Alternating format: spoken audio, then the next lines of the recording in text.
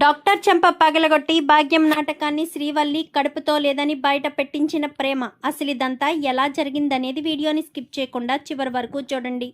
ఇల్లు ఇల్లాలు పిల్లలు అప్కమింగ్ ఎపిసోడ్స్లో ఏం జరగబోతుందో ముందుగా తెలుసుకోవాలి అనుకుంటే వీడియోని లైక్ చేసి ఛానల్ని సబ్స్క్రైబ్ చేసుకుని పక్కనే ఉన్న బెల్ సింబల్లో ఆల్ పై క్లిక్ చేయండి.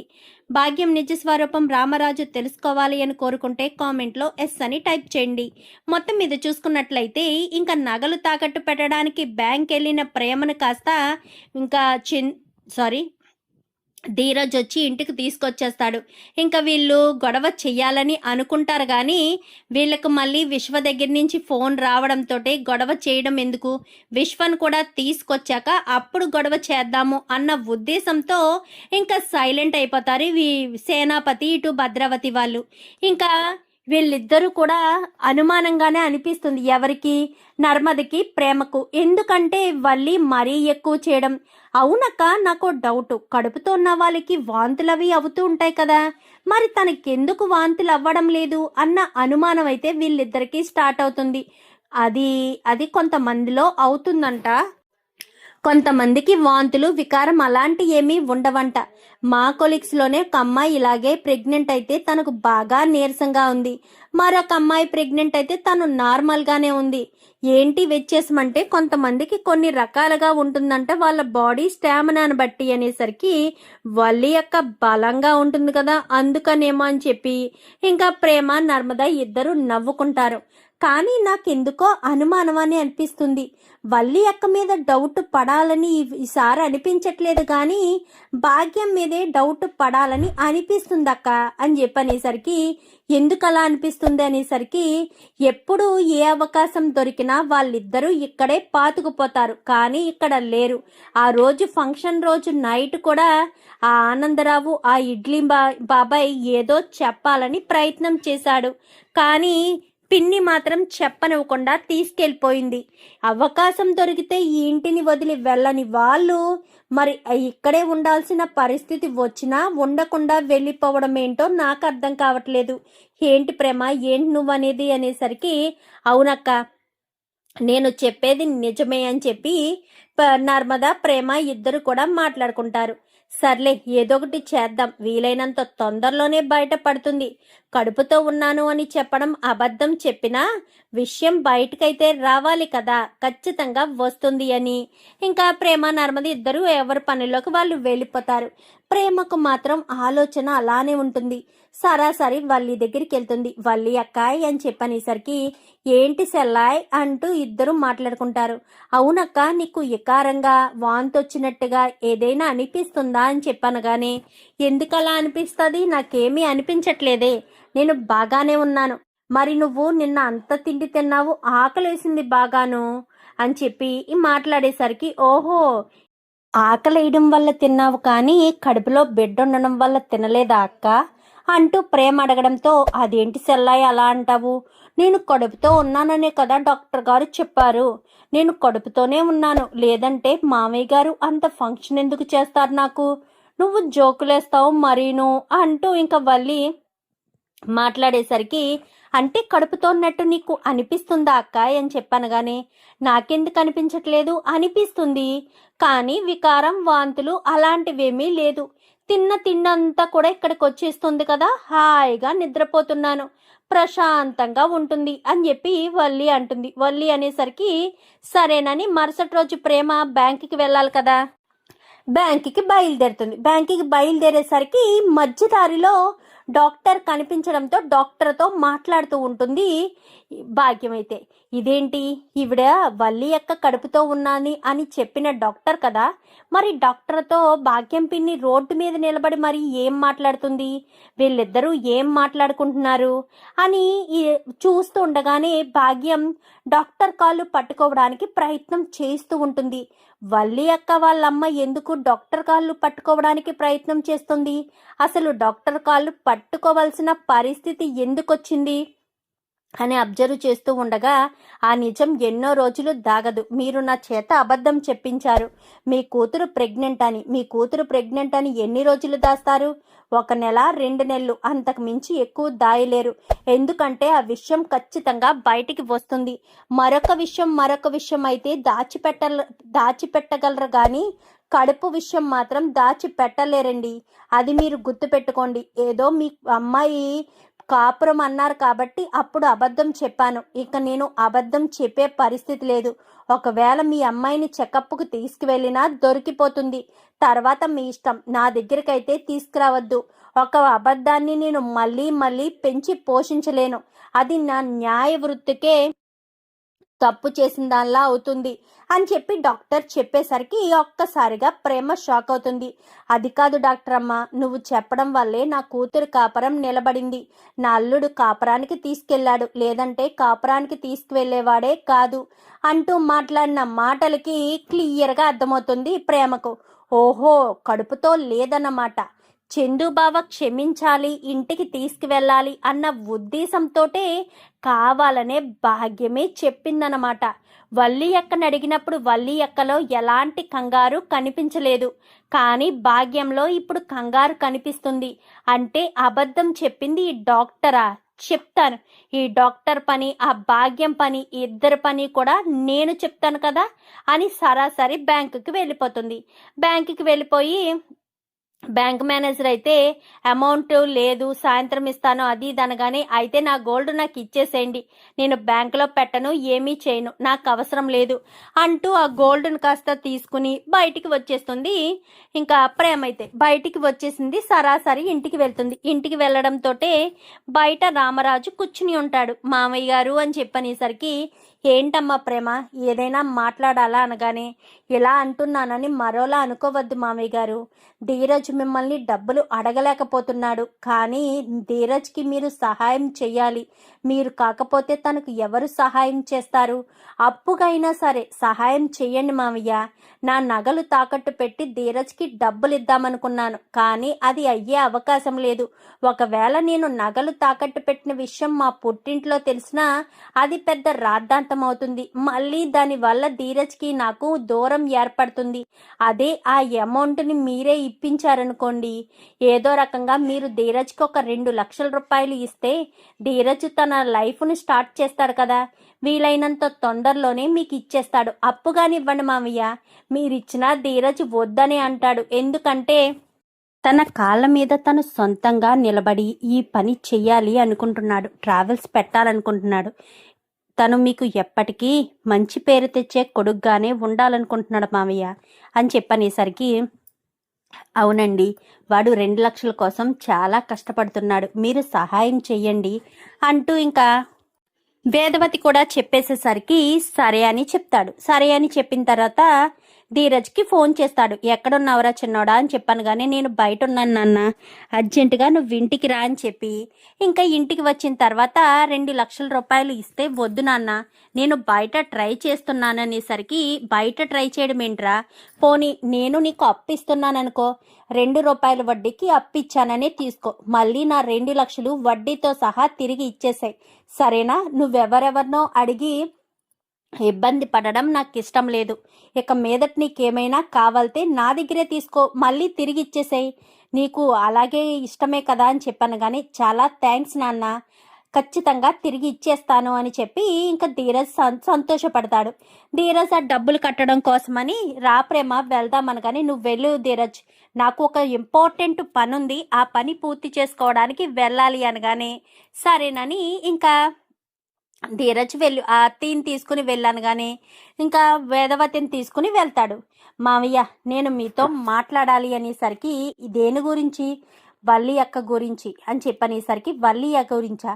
వల్లి గురించి ఏం మాట్లాడాలి? తను కడుపుతో ఉంది కదా, తన మీద ఏం చెప్పడానికి అని చెప్పాను. కానీ వల్లి అక్క మీరు అనుకుంటున్నట్టు కడుపుతో లేదు మావయ్య, అదంతా పెద్ద నాటకం, కావాలనే వల్లి అక్క అలాగే వాళ్ళమ్మ భాగ్యం కలిసి నాటకం ఆడుతున్నారు అంటూ మాట్లాడేసరికి, ఏం మాట్లాడుతున్నావు ప్రేమ? వల్లిని వాళ్ళమ్మ భాగ్యం ఎందుకు నాటకం ఆడతారు? తను కడుపుతో లేకుండా కడుపుతో ఉందని ఎందుకు చెప్తారు? చెప్తారు మామయ్య, ఎందుకంటే ఇంటికి రావడం కోసం. వాళ్ళు ఇంట్లో అడుగు పెట్టాలి కదా. ఏంటి ప్రేమ, ఏమంటున్నావు? ఇంట్లో అడుగు పెట్టడం ఏంటి? వల్లినేమన్నా ఇంట్లోంచి బయటికి పంపించేశారా ఏంటి ఇంట్లో అడుగు పెట్టడానికి? అవును మామయ్య, చందు బావ వల్లి అక్కను వాళ్ళ పుట్టింట్లో శ్రీరామనవమి రోజునే దిగబెట్టేసి వచ్చేశాడు అంటూ చెప్పడంతో ఒక్కసారిగా రామరాజు షాక్ అవుతాడు. కూర్చున్నవాడు కాస్త లేచి నిలబడతాడు. ఏంటి ప్రేమ, ఏమంటున్నావు?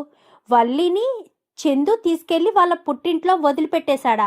ఎప్పుడు ఎలా జరిగింది? అసలు ఇదెప్పుడు జరిగింది అనగానే, మీకు తెలియదు మావయ్య, వల్లి అక్క చేసిన తప్పులన్నీ కూడా చందు బావకు తెలుసు. చందు బావ అవన్నీ తట్టుకోలేకే కావాలని తీసుకెళ్లి వల్లి అక్కని వాళ్ళ పుట్టింట్లో దిగబెట్టేసి వచ్చాడు. తర్వాత వల్లి అక్క ఇంట్లో అడుగు పెట్టడం కోసం చాలా ప్రయత్నాలే చేసింది. కానీ వల్లి అక్క చేసిన తప్పుల్ని చందు బావ తట్టుకోలేకపోయాడు. అందుకోసమనే పుట్టింట్లో శాశ్వతంగా ఉండిపోమని ఆ విషయం మీకు చెప్పాలని ప్రయత్నం చేశాడు.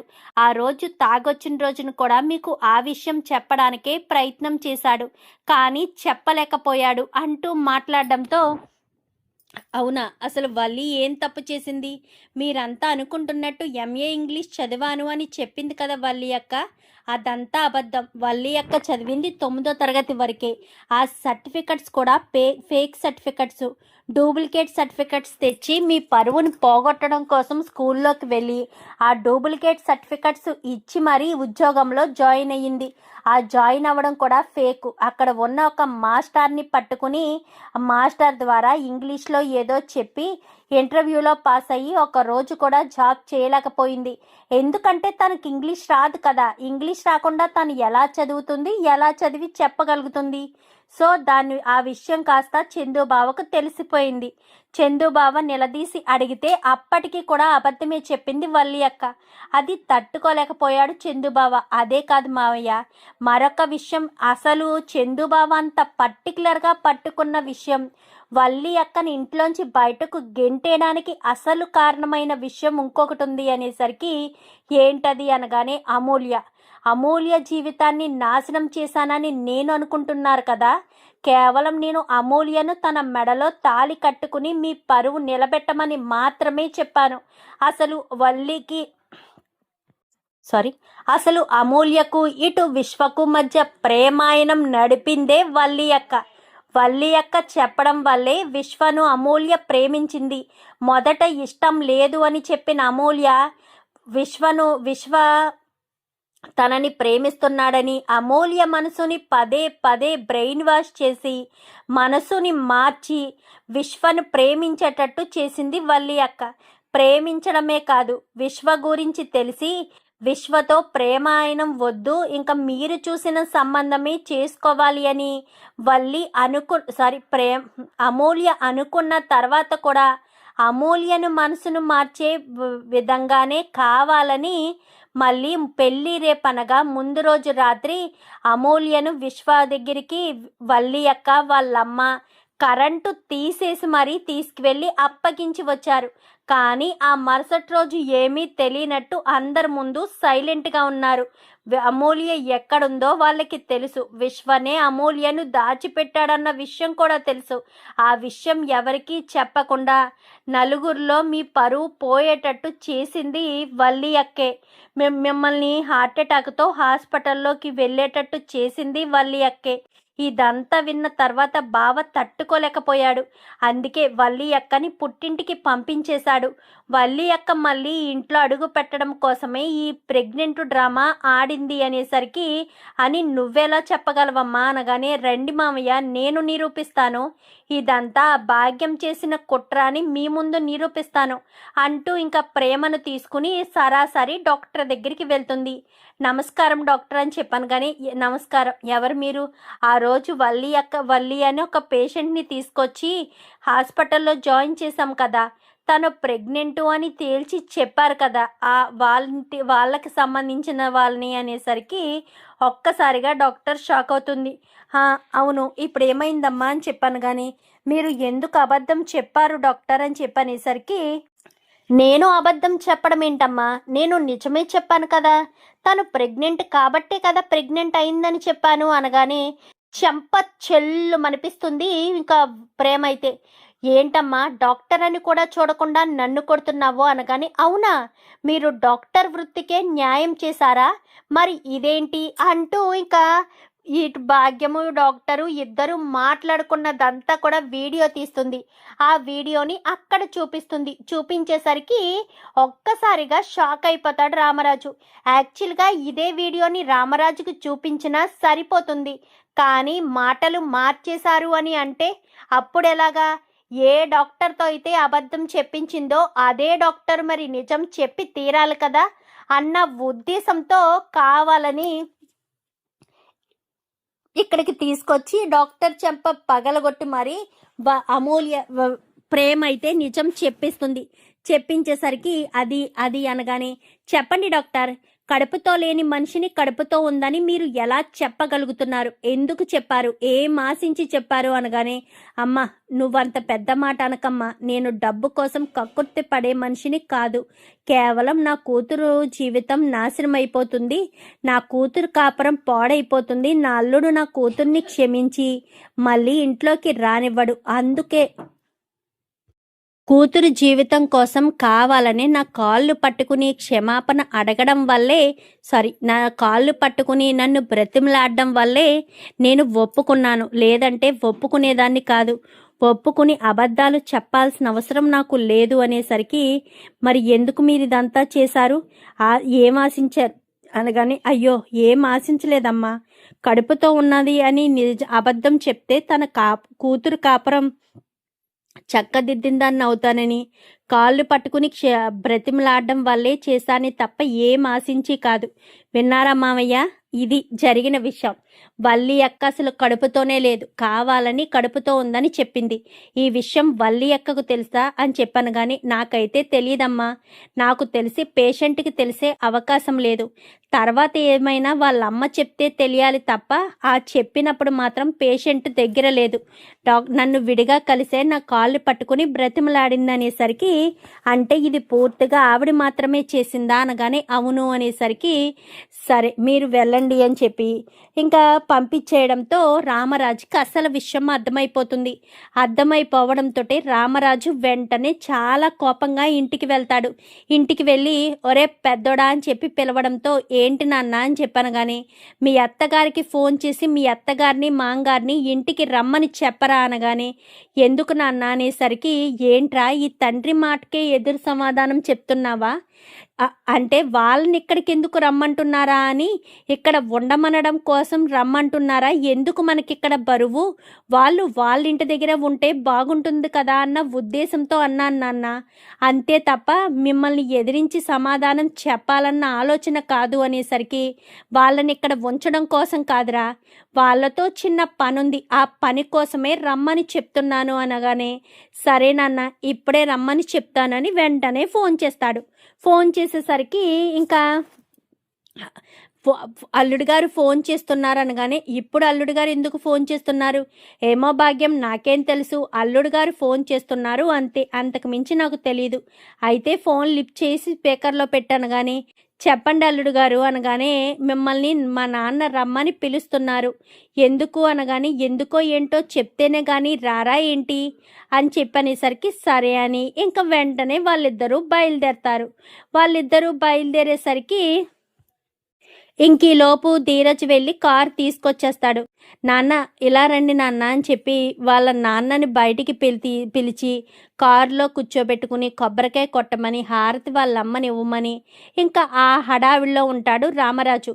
ఆ హడావిడిలో ఉంటాడే కానీ భాగ్యం వాళ్ళు ఎప్పుడెప్పుడు వస్తారా, ఎప్పుడెప్పుడు ఈ వల్లి జీవితాన్ని ఎలా చెక్కదిద్దాలో, ఎలా చెయ్యాలో ఆలోచించుకోవాలా, అసలు వల్లి ఏం ఆలోచిస్తుంది. ఇంకా కారులో కూర్చుని, భద్రా ధీరజ్ నాకు ఒక ఇంపార్టెంట్ పని ఉంది అని చెప్పి లోపలికి వెళ్ళిపోతారు. ఈలోపు భాగ్యం వాళ్ళు రానే వస్తారు. భాగ్యం వాళ్ళు రావడంతో, రండి భాగ్యం చెల్లి అని చెప్పనేసరికి, ఎందుకన్నయ్య గారు అర్జెంటుగా రమ్మని చెప్పారు అనగానే, ఎందుక ఇలా రా, నీ కూతురు కడుపుతో ఉంది కదా, ఆ విషయం ఏంటో తేల్చుకుందాము అన్న ఉద్దేశంతో రమ్మని చెప్పాను అనేసరికి, అదేంటి భాగ్యం, కడుపుతో ఉందని తేల్చుకోవడం ఏంటి, నాకేం అర్థం కావట్లేదు, అసలు ఎందుకు ఇలా చేశారు, ఎందుకు అన్నయ్య గారు ఇలా అంటున్నారు, నువ్వు నోరు మూసుకుని ఊరుకో, వాళ్ళకి ఏ డౌటు రాలేదు, నువ్వే డౌట్ తీసుకొచ్చేటట్టు ఉన్నావు అని మాట్లాడేసరికి ఇద్దరు సైలెంట్ అయిపోతారు. ఏంటి బావగారు నువ్వు ఓ గుసగుసలాడుకుంటున్నారు, అమ్మాయి కడుపుతో ఉన్న విషయం గురించి గుసగుసలాడుకుంటున్నారా అనగానే, అదేమీ లేదు అన్నయ్య గారు అని చెప్పి మాట్లాడుతూ ఉంటుంది. అవునా, అదేమీ లేదా, నిజానికి అమ్మాయి కడుపుతో ఉంది కదా, డాక్టర్ని ఇంటికి పిలిపించి చెకప్ చేయిద్దాము అనుకుంటున్నాను. ఇంటికి పిలిపించి చెకప్ చేయించడం మంచిదా లేదంటే హాస్పిటల్కి తీసుకెళ్ళి చెకప్ చేయించడం మంచిదా అని ఆలోచిస్తున్నాను చెల్లమ్మ అని చెప్పనేసరికి, ఎందుకన్నయ్య గారు ఇంటికి పిలిపించి చెకప్ చేయించడం, హాస్పిటల్కి తీసుకెళ్తే అన్ని ఎక్విప్మెంట్స్ ఉంటాయి కదా అంటూ ఇంకా నర్మది చెప్పడంతో, నర్మదక్క ఒక్క నిమిషం, నీకేం తెలియదు కదా, ఒక్క నిమిషం సైలెంట్గా ఉండు, అన్ని విషయాలు తెలుస్తాయి అని చెప్పి ప్రేమ అంటుంది. చెప్పు భాగ్యం అనగానే, అది అన్నయ్య గారు అని చెప్పనేసరికి, ఏంటి నువ్వు హాస్పిటల్కి తీసుకెళ్తావా, అంతేలే నువ్వే తీసుకెళ్ళాలి, లేదంటే నిజం బయట పడిపోతుంది కదా, మేము తీసుకెళ్తే తను కడుపుతో లేదన్న విషయాన్ని బయట పడిపోతే చాలా కష్టం కదా, నా కూతుర్ని నా కొడుకుని కూడా మోసం చేసింది కడుపుతో ఉందన్న ఒకే ఒక్క కారణం చేతే కదా ఇంట్లోకి రానిచ్చాము, ఇంకా ఇంట్లోకి రానివ్వకుండా ఉండాలి అంటే ఖచ్చితంగా ఇంట్లోంచి బయటికి పోవాల్సిందే అంటూ మాట్లాడేసరికి, ఏం మాట్లాడుతున్నారండి, అసలు మీరు ఏం మాట్లాడుతున్నారో మీకు అర్థమవుతుందా అంటూ ఇంకా బుజ్జమ్మ అంటుంది. అర్థమవుతుంది బుజ్జమ్మ, నీ కొడుకు ప్రాణాలు తీయడానికి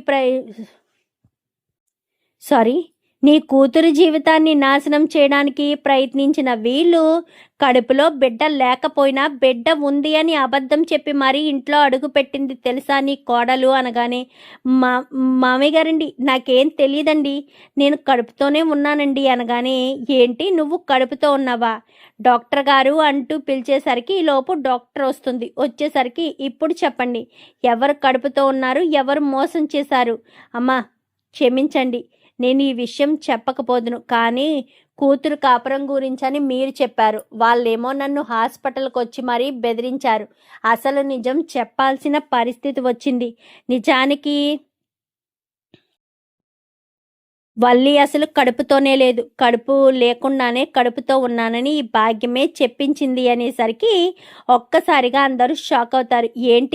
ఏంటండి ఏంటి మీరు అనేది, అవును వల్లి కడుపుతో లేదు, కడుపుతో ఉందని అబద్ధం చెప్పించింది, ఎందుకంటే చందు బయటకు గెంటేశాడు కాబట్టి, బయటకు గెంటేసిన చందు మళ్ళీ వల్లిని ఇంట్లోకి తీసుకురావాలంటే కష్టం కాబట్టి కావాలనే వల్లి అబద్ధం చెప్పించింది.